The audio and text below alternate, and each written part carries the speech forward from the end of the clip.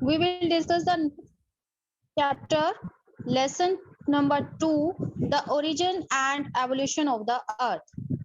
Student, I already told you that in this year, in your 11th standard, we will discuss the first branch of geography, that is physical geography. So in this part A and B, in both the part of this year, we will discuss the physical features of the earth, right? So before we discuss the features found over the surface of the earth, you may be curious that how our earth, how our universe, how these planets evolved, how the moon evolved, how all these things originate.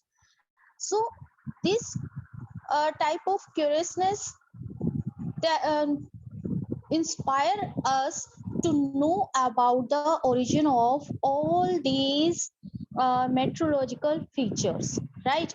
So in this chapter we will cover some contents. First of all, how our earth originate. There are some theories about the origin of the earth, early theories and modern theories. We will focus on both the theories, early theories and modern theories. Many scholars gave their expressions or theories about the origin of the earth. Okay, how our earth originated. Second, the star formation, how the star formed, how the sun evolved. Third, our solar system, the sun and its 8 planets. We will discuss how it evolved. Next, the satellite, the Earth satellites, the moon, how the moon originate. Evolution of the Earth. At present day, as we are seeing the Earth, it was not as it is in the ancient time or other earlier years. So how the earth evolved, how the life exists on the earth, we will discuss it in the evolution of the earth. Next is development of lithosphere, how the rigid part of the earth developed. We called it lithosphere. How the atmosphere evolved, evolution of atmosphere. In initially stage, does the earth have the same atmosphere or it has been undergone some changes, whatever. Evolution of hydrosphere, similarly water bodies which we are finding on the surface of the earth right now, they are not as it is in the earlier or million billion years ago, right? How it evolved over the surface of the earth. Lastly, origin of life on the earth, how the life originate or evolved on the earth. Is it in the form of human beings in the starting or anything else? How it originate, we will cover it in origin of life on the earth, right? So our first content, it is very interesting chapter, student. It is like a science, but based on some theories and some evidences, because all these topics are related to million billion years ago, when the human beings were not over the surface of the earth. So theories are these topics are based on some theories, and to prove their theories, scholars gave some evidences, right? So come to the first one, the origin of the earth, how our earth originate. Can you assume how it can be happened? No. So to discuss this thing, to know about the origin of the earth, we have to go through with the some theories given by scholars, right? So it is difficult to say how our earth is originated. Still, it is no doubt, still it is a debatable question, because I told you that all these things are depend upon some theories, some evidences, some philosophies, not proper scientific evidences. So they still it is a debatable questions. Even then, some theories are more reliable because they are matching with the present day situation, and the scholar gave the proper evidences for to prove their theories, right? So we divided these theories into two parts: early theories and modern theories. Come to the first, early theories. Early theories, we will discuss five theories in this session. Early theories. First theory is given by Professor Immanuel Kant, gaseous hypothesis. It is known as gaseous hypothesis, which is given in 1755. Okay, first of all, you have to note down the name of early theories with your time. Second theory was given by Laplace, and it is known as nebular hypothesis, and given in 1796. Third theory was given by Chamberlain and Moulton, and it is known as planetesimal hypothesis, and given in 1900. Fourth theory is given by Sir James Jeans and known as tidal hypothesis, and it is given in 1919. And further, Harold Jeffreys revised this theory, means he made some amendment in this theory by some evidences, and it is done in 1929. The last one is Otto Suchmet and Carl Vigesker, and the theory is known as interstellar dust hypothesis, which is given in 1950. So these are the some early theories about the origin of the earth. Now you can see many scholars try to explain how our earth originate time to time. Some amendments were there, some uh, basic theories were there, which provide base for their further information, right? Second part, we will discuss the modern theories. In the modern theories, main is the first Edwin Hubble, and the theory given by him is known as Big Bang theory or expanding universe hypothesis, which initially started in 1920. Postulated means some amendment was done in this theory in 1950 and 1960, and it was validated in 1972, right? Second is Hoyle, which made some amendments in Big Bang theory or have some diverse diverse impact on it. The name is concept of steady state, right?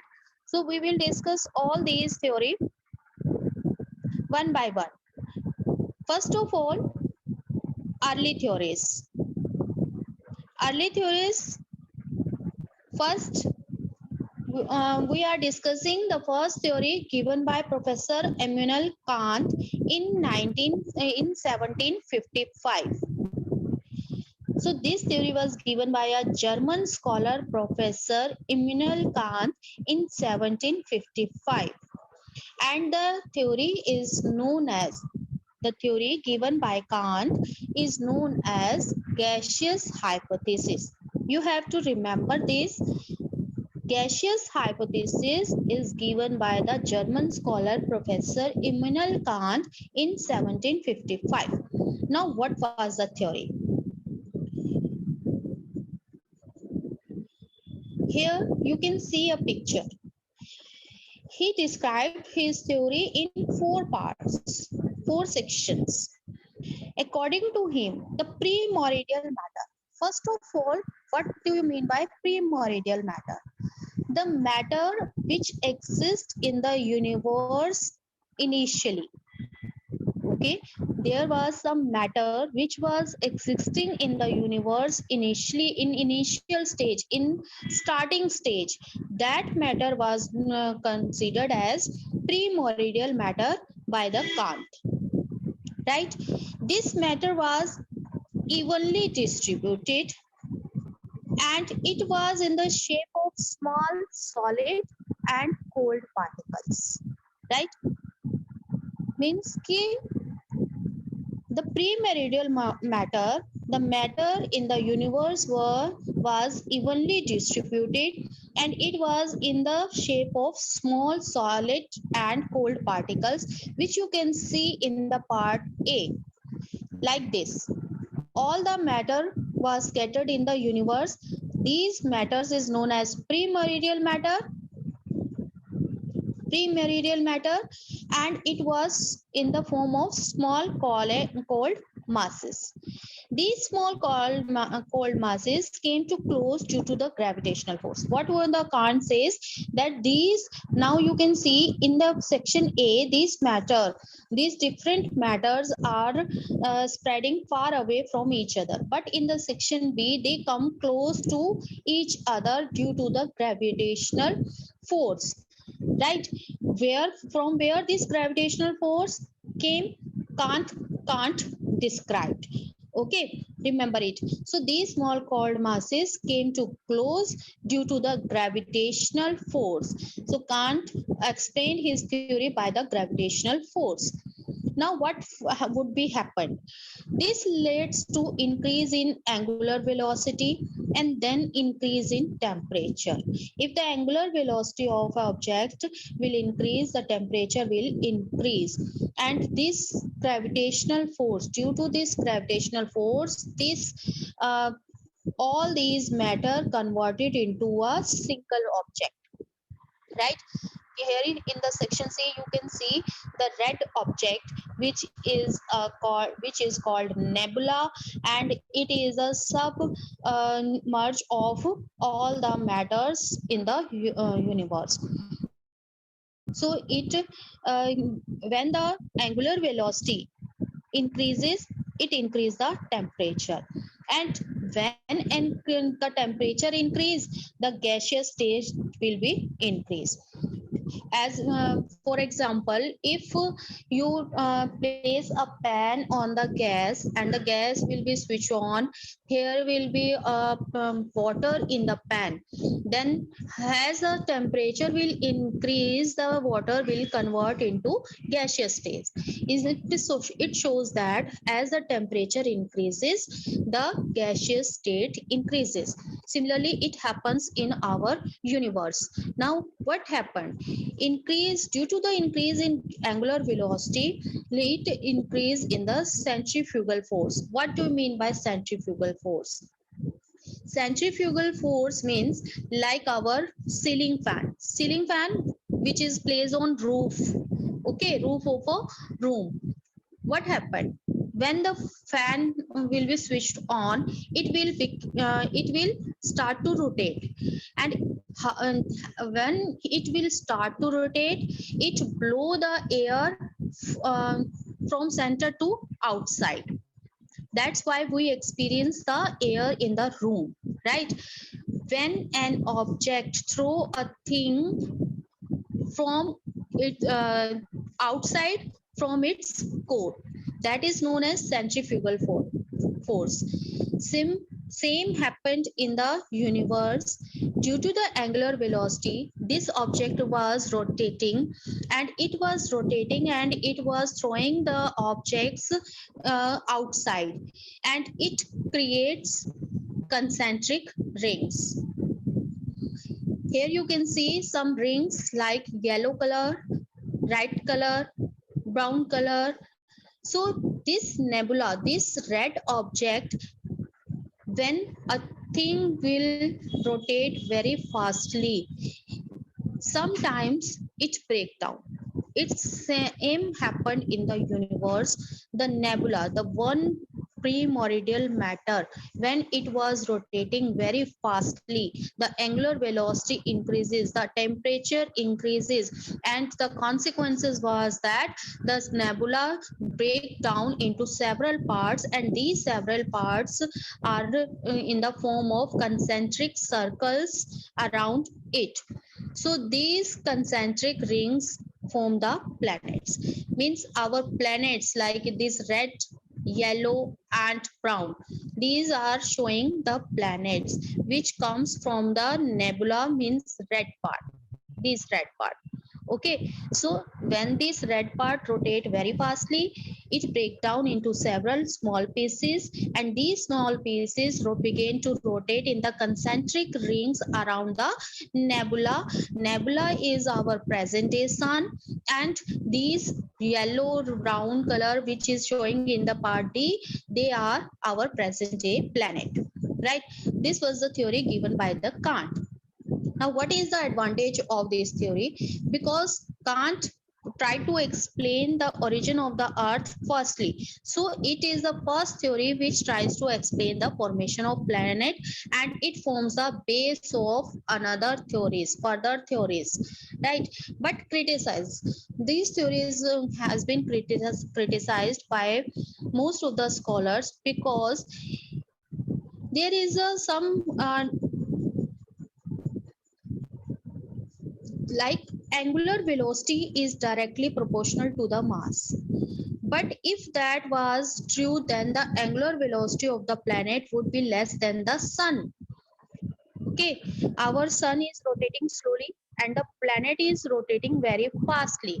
So if it is true, then our planet velocity of our planet would be less than the sun in the present day, but it is not true, right? So this is contradict in the theory of the Kant. Second, the second argument of this theory was that Kant talked about gravitational force. Now, in this third point, we discussed that these small called masses came to close due to the gravitational force.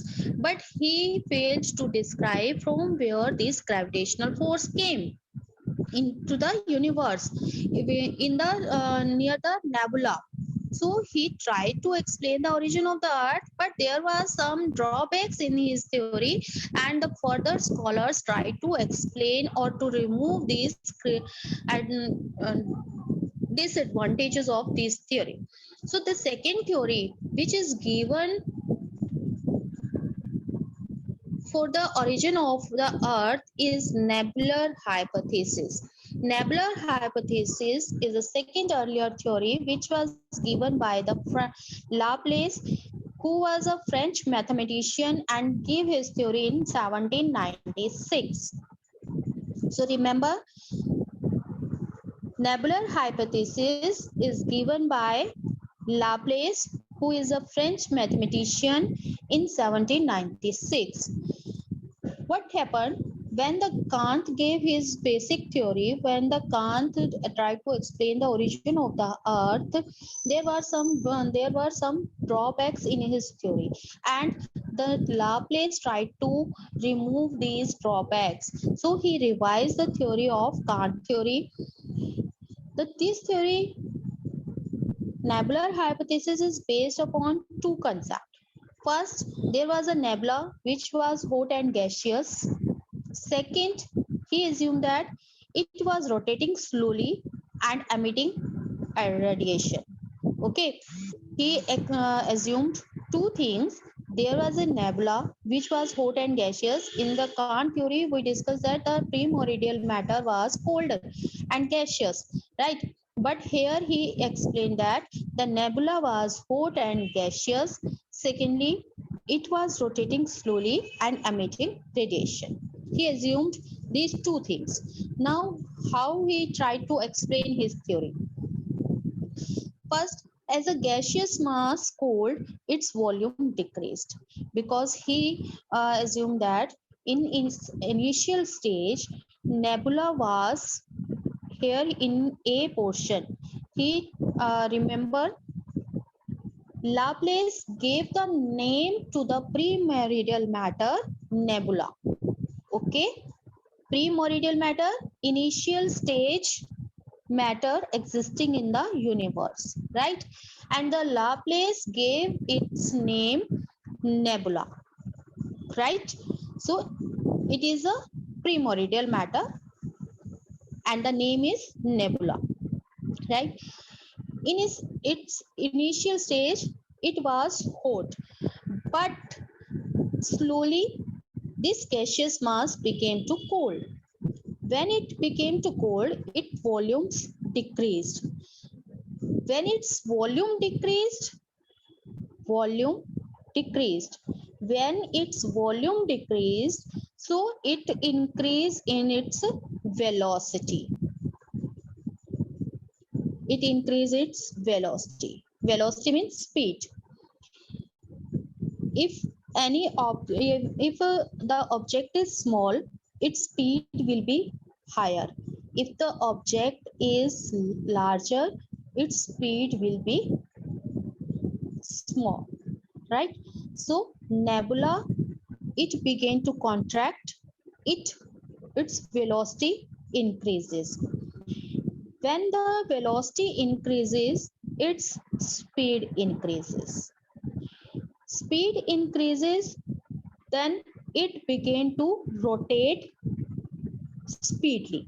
In its initial stage, nebula was rotating slowly, but when it began to contract, its volume decrease, its velocity increase, and it began to rotate speedily. Now, same thing happened as in the Kant's theory. When it began to rotate, it creates centrifugal force.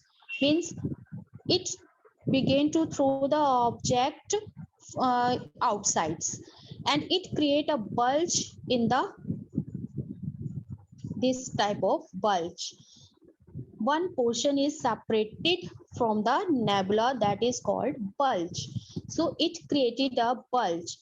It means a portion is separated from the nebula, and this bulge began to rotate around the nebula. Here you can see it in the C portion, center nebula, and the orange ring is a bulge which we can see in the B portion. This B portion slowly separated from the nebula and began to rotate around the nebula.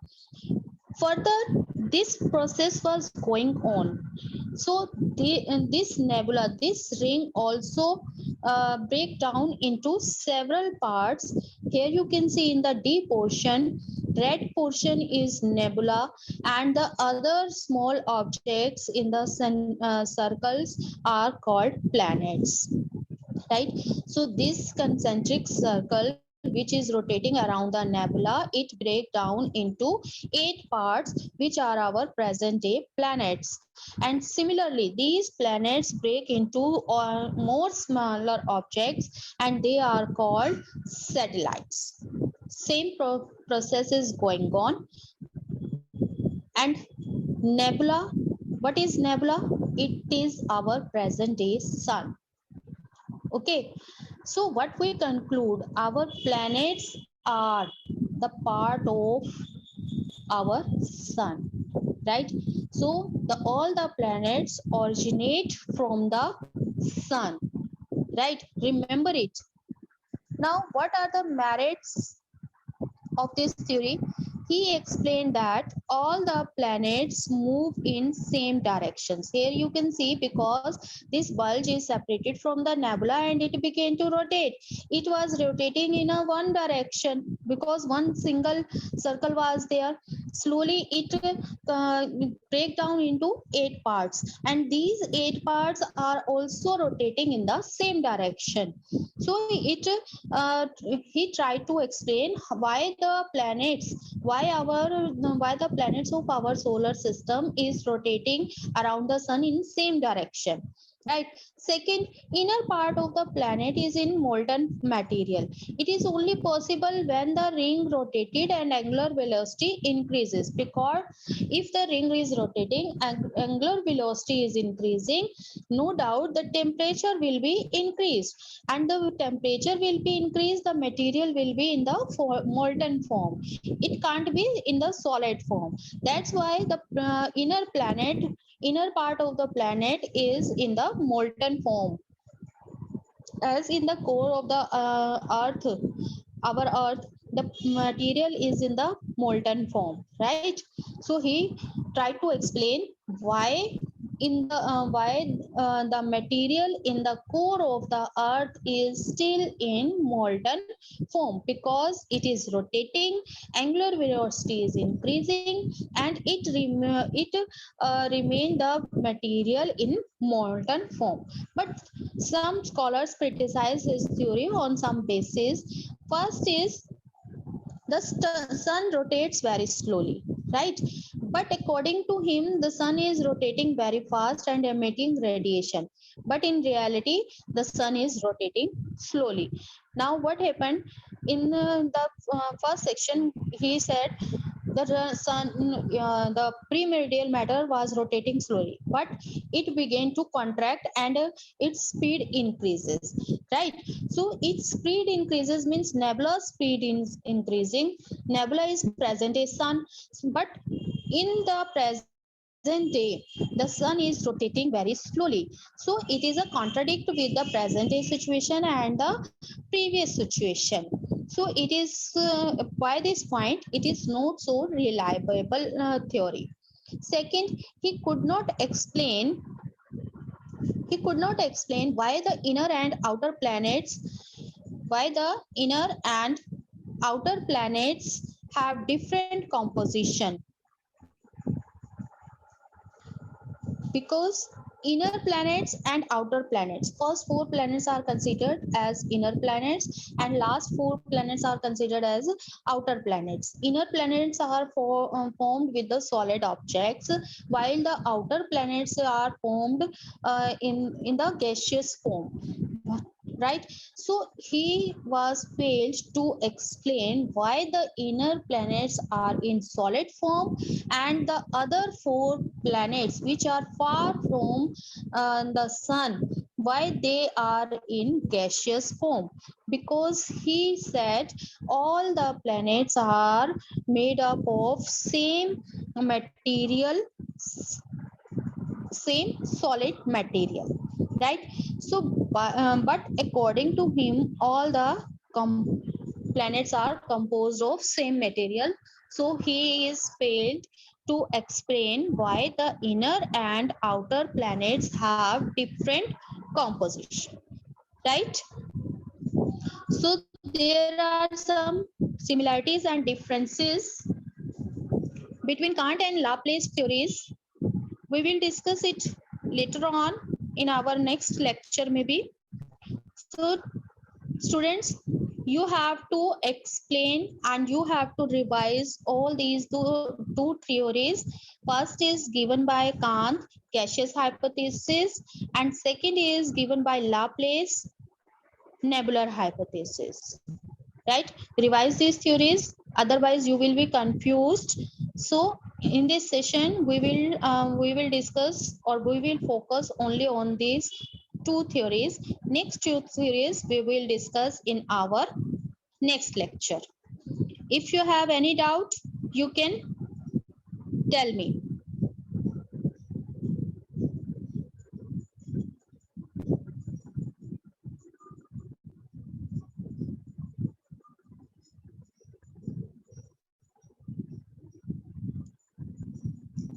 Now if you have any doubt, you can ask me.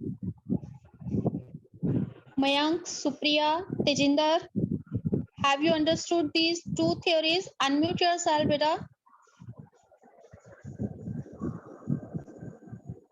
Unmute yourself. If you have any confusion about these two theories, you will not be able to understand the further theories, right? So tell me, have you understood? or should I explain again? Mayank, Supriya, Tejinder, unmute yourself or message me. Raise your hands.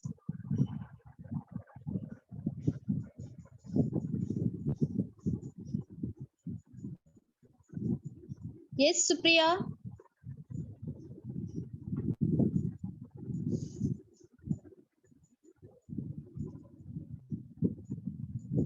Supriya, you can message me. Send the message or unmute yourself.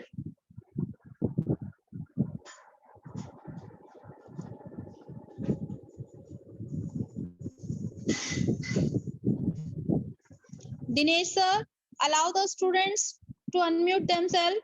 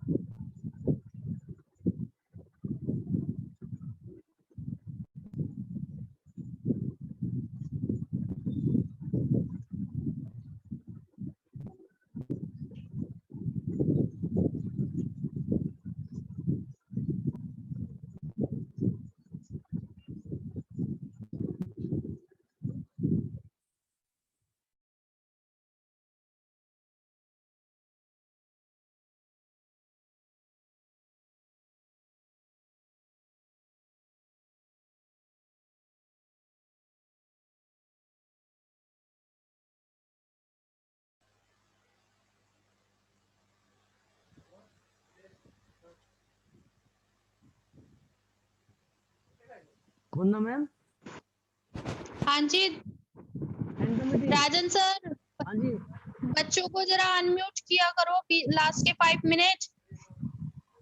And कर दें stop recording. Stop recording. Okay जी stop recording yes